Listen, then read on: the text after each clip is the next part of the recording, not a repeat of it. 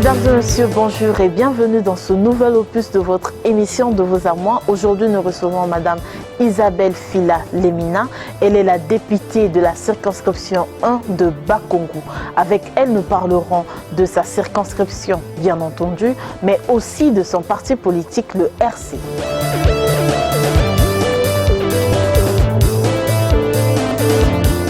Bonjour Madame la députée Isabelle Fila Lemina.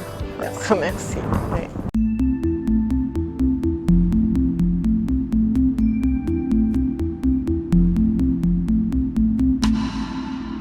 Bonjour Madame Isabelle Lemina.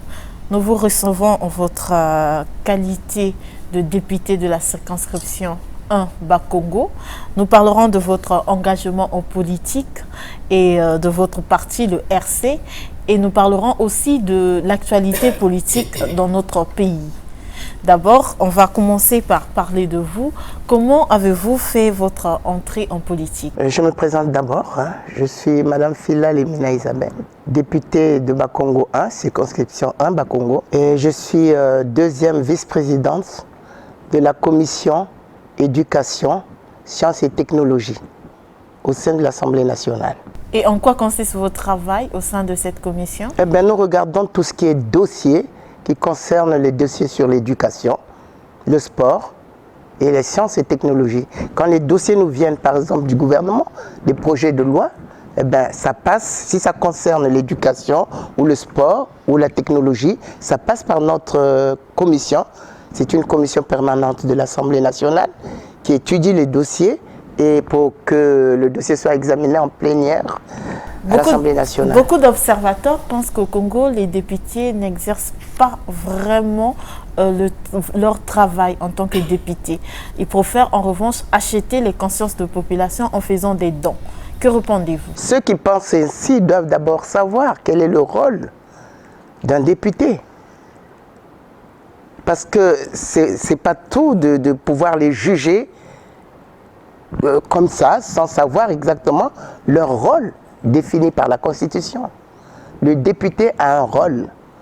Son rôle, c'est légiférer, c'est-à-dire voter les lois et contrôler l'action de l'exécutif qui est le gouvernement. Est-ce que nous le faisons ou nous ne le faisons pas? C'est surtout là. Nous assistons en plénière à l'Assemblée, nous examinons les dossiers, nous légiférons, nous votons les lois. Et nous contrôlons l'action du gouvernement par interpellation, par question orale au gouvernement. Vous le voyez bien souvent, vous les journalistes, puisque vous venez souvent prendre des vues. Et c'est ça notre rôle, nous le faisons, soit pendant les sessions ordinaires ou les sessions extraordinaires. La grande loi que nous attendions, par exemple la loi sur la loi électorale, c'est bien, nous venons de la voter. Il a fallu qu'il y ait une assise, une session extraordinaire pour que les députés le votent. Donc ils jouent leur rôle. Parce qu'il ne faut pas confondre le rôle du député tel que consigné dans la Constitution par rapport à ce qu'ils veulent qu'on fasse sur le terrain. Ce n'est pas tout à fait le rôle du député, le terrain. Nous, sur le terrain, nous allons seulement rendre compte à nos mandants des travaux de l'Assemblée nationale. Vous avez posé votre candidature et vous êtes devenu député de la circonscription 1 de Bakongo. Pour quel objectif? Mais l'objectif, c'est de les représenter à l'Assemblée nationale, de défendre leurs intérêts. Pourquoi le choix de ce quartier? Avez-vous une histoire particulière avec ce quartier? Peut-être pas une histoire particulière, mais quand on est dans un parti, c'est le parti qui décide, qui désigne ceux qui peuvent être candidats et dans quelle circonscription. Ça ne dépend pas du militant qui choisit lui-même, non. C'est le parti qui décide que tel militant devra être candidat dans telle ou telle autre circonscription. Et quelle est aujourd'hui la relation que vous entreprenez avec vos mandants?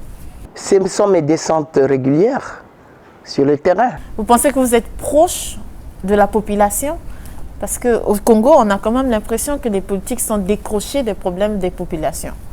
Non, les problèmes des populations, comment voulez-vous les présenter à l'Assemblée nationale? Défendre les intérêts si vous ne descendez pas pour les recenser. Si vous ne parlez pas avec les mandants. Je vous donne un exemple simple.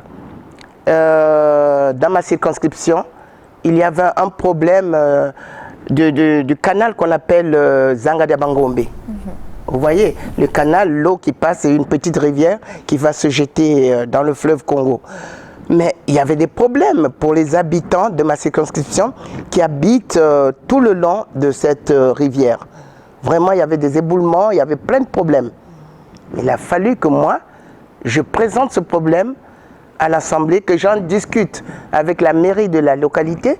C'est mon rôle et je l'ai fait. Et des cas comme ça, il y en a plein. Parce que les problèmes sociaux, c'est pas ce qui manque. Mais normalement, c'est pas aux députés de résoudre. Le député présente le problème à qui de droit, c'est-à-dire au sein de l'Assemblée, soit par question orale au gouvernement, à un ministre, soit par tout autre moyen que lui concède la Constitution. Voilà.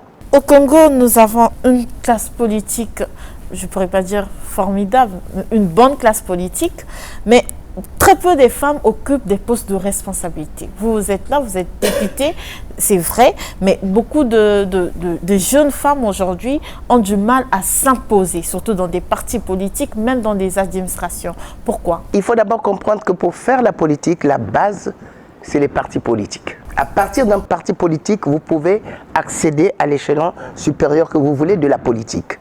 Or, la plupart du temps, les femmes, nous sommes en dehors de ces structures qui peuvent nous permettre d'accéder à la politique.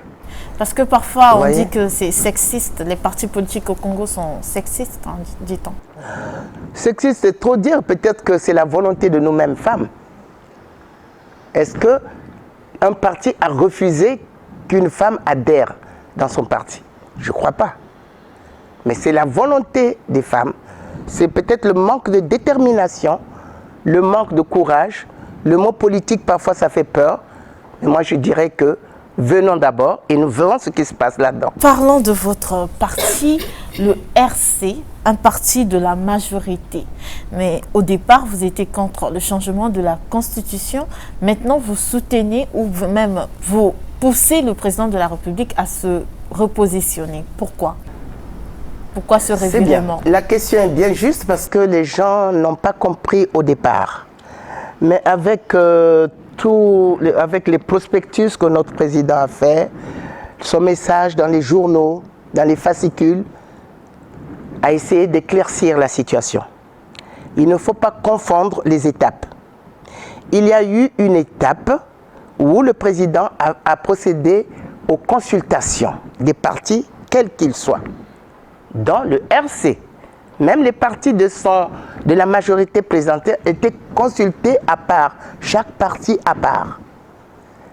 Bon, à cette étape qui concernait le changement au nom de la Constitution, notre parti, par le président Alphonse Silou, a dit clairement, et j'étais là, j'étais témoin, quand le président de la République, Sassou Nguesso, nous a reçus, le président lui a dit, le président Silou lui a bien dit qu'on n'était pas vraiment, pour le moment, pour un changement intégral de la Constitution. Le président Sassou le sait. Nous avons fait une fiche, mais nous proposions, le président Silou proposait, à côté de ce refus, proposer d'autres solutions politiques. Qui n'avaient pas vraiment révélé à la population, clairement. Non, ce n'était pas la population qui devait le révéler. On était en consultation avec le président de la République. C'est au président de la République que nous l'avons dit. Mais vous ne pensez pas que le peuple avait besoin de connaître ses raisons? Puisque ça concerne... Mais puisque après, au sortir de la consultation, chaque président avait une interview. Oui, on l'avait suivi, il n'avait pas vraiment évoqué des raisons, il n'avait pas évoqué son plan B, si on peut le dire comme ça. Ah si, il avait plutôt dit pour éviter des confrontations politiques, et nous l'avons vécu là, entre-temps. Il fallait peut-être, dans un premier temps, ne pas tout changer, mais choisir d'autres mesures politiques. Vous savez, je vais vous dire quelque chose. Et quelles sont ces mesures politiques? Oui, je vais vous dire quelque chose. Les gens croient que tout le temps, il faut dire oui, oui, oui. Moi, j'ai lu une histoire, ça se passe en Afrique de l'Ouest, un président qui venait de passer président, et sa maman était très malade. Et la maman appelle son fils qui venait de passer président. Il dit, mon fils, je sais que je vais mourir, mais attention, quand vous allez commander votre peuple, ne soyez pas celui, le président, qui veut toujours écouter ceux qui disent oui, oui. Écoutez aussi ceux qui disent non. Nous sommes de la majorité présidentielle, bien sûr, mais nous avons donné notre position. Pourquoi mentir? Mais le président n'a pas mal pris cela. Comme dans la majorité, la grande partie avait été d'accord pour le changement de la Constitution. Que fait? Nous étions minoritaires. Avec ceux qui avaient dit non, on était minoritaires. Ben, la minorité, dans la démocratie, la minorité s'incline devant la majorité.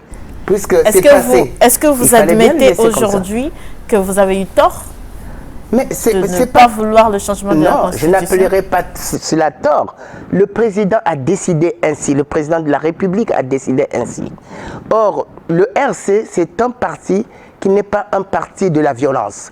Ce n'est pas parce qu'on avait dit non que tout de suite il fallait se mettre dans la rue, mettre les gens dans la rue. Non, ça ne ressemble pas au RC et ça ne ressemble pas au président Silou. Le président Silou, c'est un homme de non-violence, un homme de paix qui a toujours mené les choses dans le calme. Tu as essayé ici, ça ne va pas, ce n'est pas pour autant qu'il faut mettre des gens dans la rue.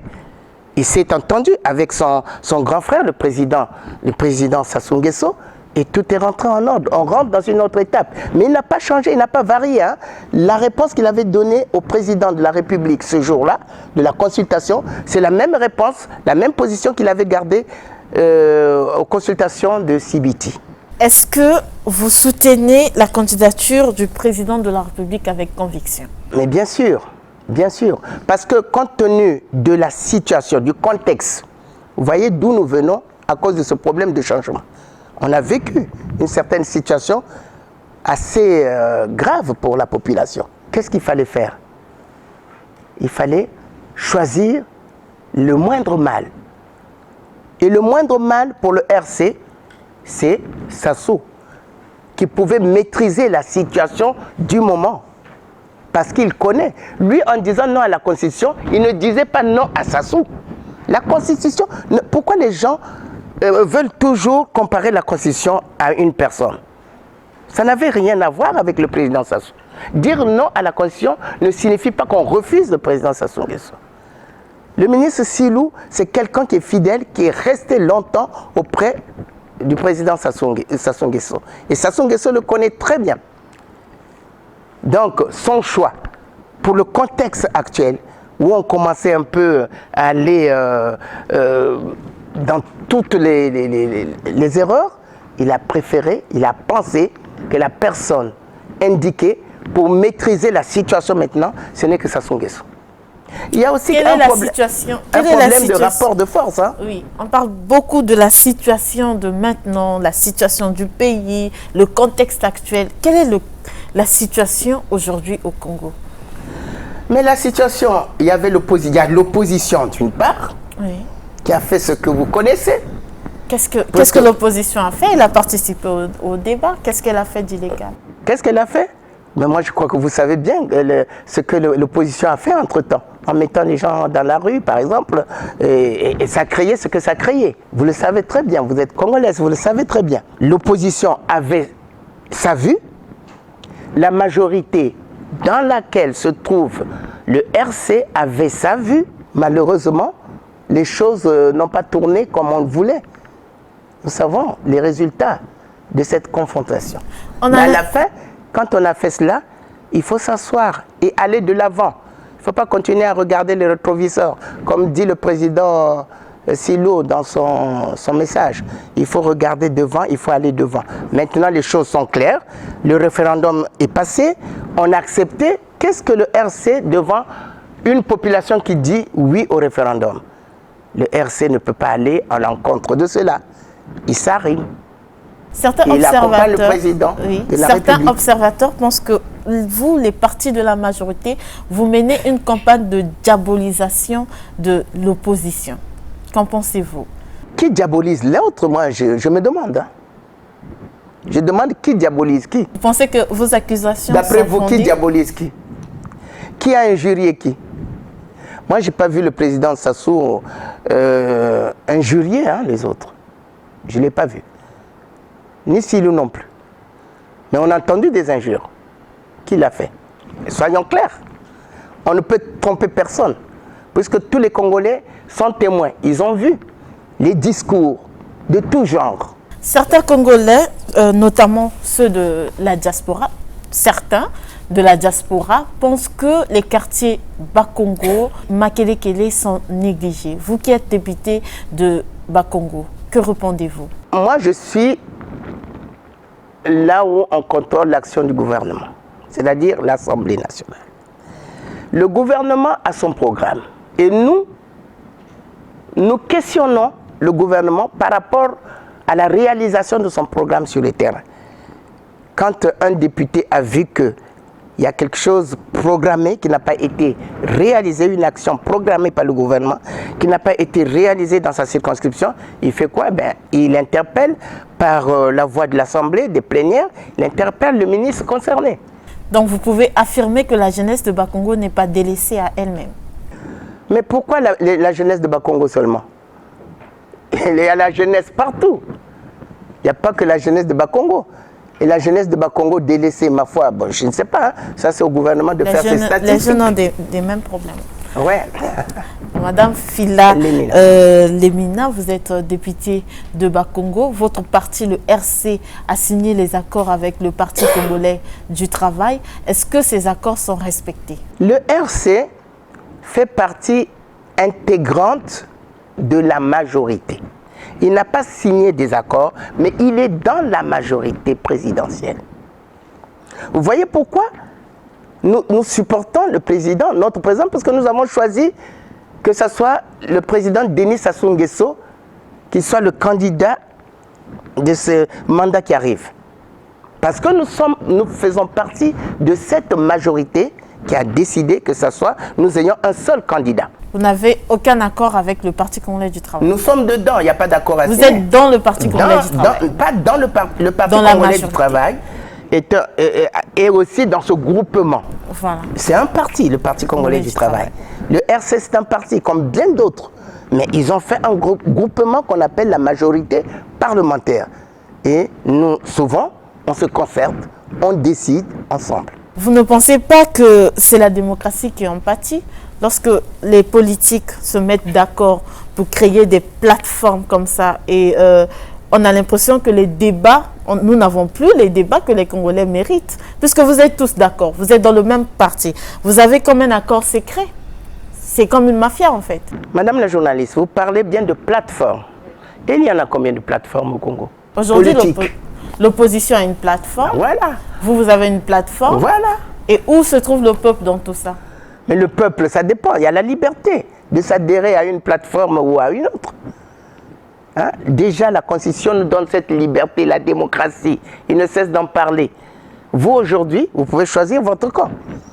Nous, RC, nous avons choisi ce camp, cette plateforme qu'on appelle la majorité présidentielle. Maintenant, les autres qui ont choisi l'opposition, eh bien, ils sont dans l'opposition. C'est aussi ça la démocratie. Ne dites pas que nous tous, nous parlons le même langage, on ne parle pas le même langage avec l'opposition. La majorité ne parle pas le même langage avec l'opposition. Que pensez-vous de l'opposition congolaise? Moi, je regarde l'opposition congolaise par rapport à ce que nous voulons, à notre idéal. Nous avons comme idéal, nous, unité, démocratie, liberté. On ne peut pas nous enfermer dans un cocon. C'est ça qui fait la différence, justement. D'un côté, l'opposition qui décrit ce qu'il pense qui ne va pas. Et de l'autre côté, il y a la majorité. Je n'ai rien à penser sur eux. S'il y a une question qui est soulevée, eh bien, la majorité répond calmement à l'opposition, sans violence. Quelles sont les perspectives de votre parti, le RC, pour 2016? En 2016, notre perspective, c'est d'amener le président Sassou Nguesso à la magistrature qui vient. C'est votre objectif principal. Vous n'avez plus d'autres objectifs? Pour le moment. Quel est votre objectif, vous, en tant que député de la première circonscription de Bakongo, pour votre circonscription? L'objectif, c'est de voir un peu le bien-être de mes concitoyens, voir ce qui se passe sur le terrain. Prenons le cas de la corniche qu'on est en train de faire. On a délogé beaucoup de mamans qui faisaient le jardin tout au long du fleuve. Mais qui n'ont plus où faire. Vous avez vu même qu'il n'y a plus de légumes sur le marché parce que ces mamans-là n'ont pas été installées encore sur un autre terrain. Mais je fais quoi? Je vais voir les autorités pour leur dire, mais non, vous les avez délogées. Il faut d'abord commencer par les indemniser et ensuite trouver là où elles peuvent continuer leur activité. C'est déjà le député qui va parler au nom de ses mandats. Ce n'est qu'un exemple que je vous donne. Dans votre circonscription, il y a encore des coupures d'électricité pendant plus de 48 heures. Est-ce que c'est normal ou vous pensez que ça devrait changer? Tout ce que nous voyons qui ne concourt pas au bien-être de nos concitoyens, nous le relevons. Mais où? Au sein de l'Assemblée. On ne peut pas faire autrement. On ne peut que s'adresser au gouvernement pour rappeler le gouvernement que voilà, ici, on n'a pas d'électricité, on n'a pas d'eau, il faut que le gouvernement fasse quelque chose.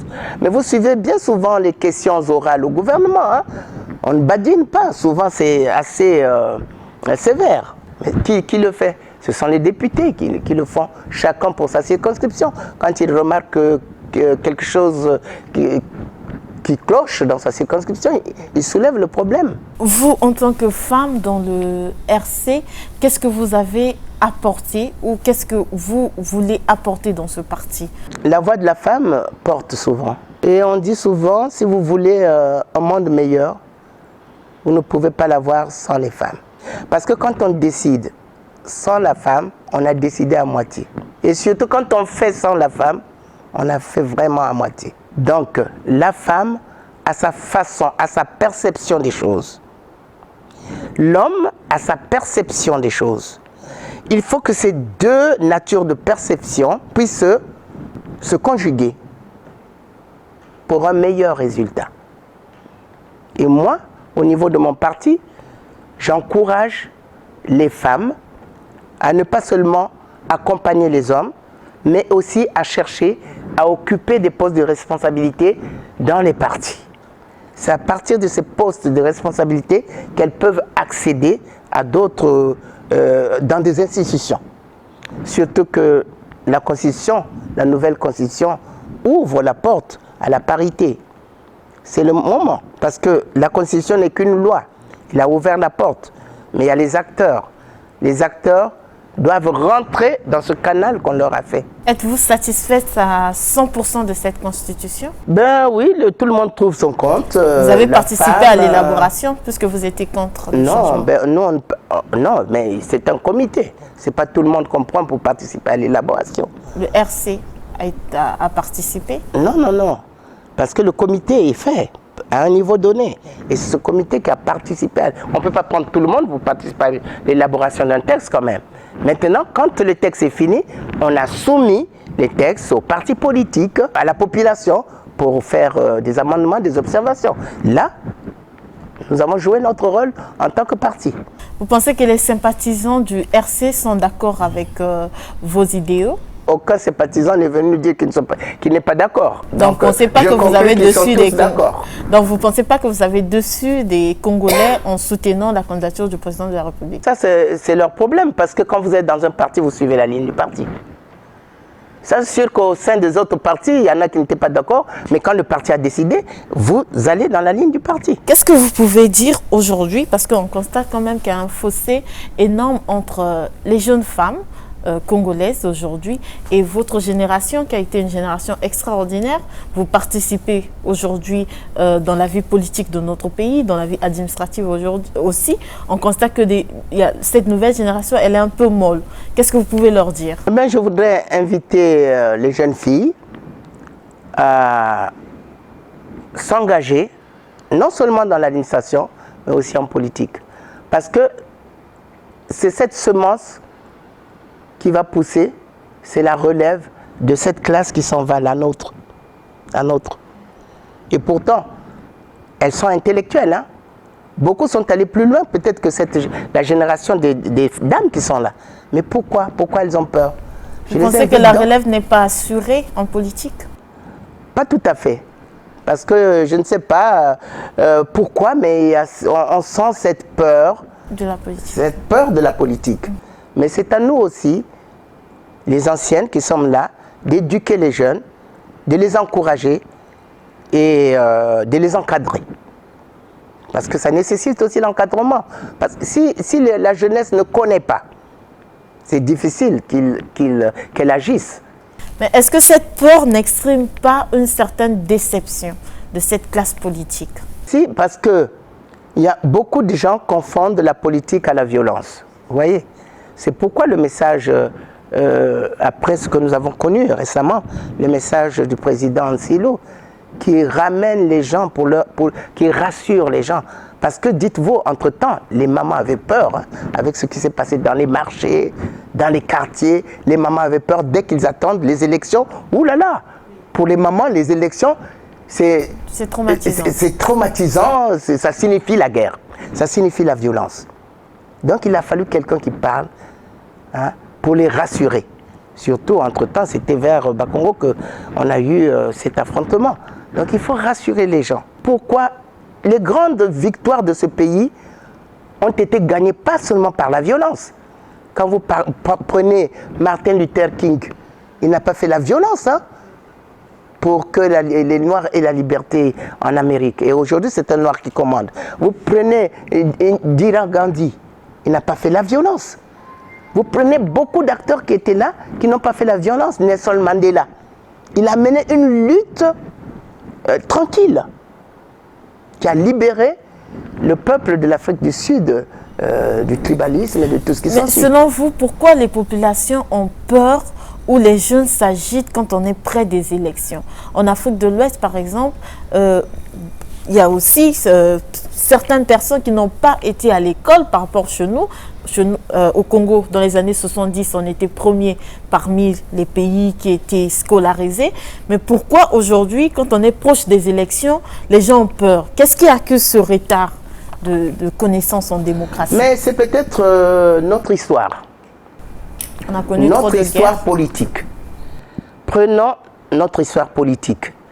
Depuis les présidents déchus, connaissez-vous un seul qui soit parti paisiblement et qui est ici, qui tourne au Congo tranquillement, qui peut aller dans une boutique à côté, acheter son pain, revenir chez lui?